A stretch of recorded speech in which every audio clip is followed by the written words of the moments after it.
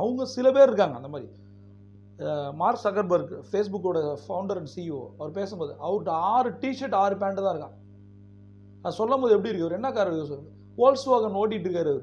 அவர் நினச்சா வந்து ஒரு பிஎம்டபிள்யூ கம்பெனியே வாங்கலாம், புரியுதா? ஆனால் பிஎம்டபிள்யூ வாங்காமல் வோல்க்ஸ்வாகன் ஓட்டிகிட்டு இருக்காரு.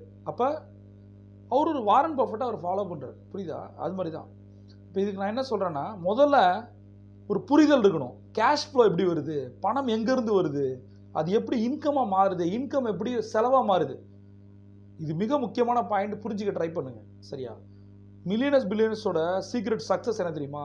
முதல்ல அவங்க அந்த கேஷ் ஃப்ளோவை பற்றி புரிஞ்சுப்பாங்க. பண வரவு என்னன்னு தெரியும். கடங்காரங்களுக்கு, மிடில் கிளாஸுக்கு, நார்மல் பிஸ்னஸ் மேனுக்கு தெரியாது.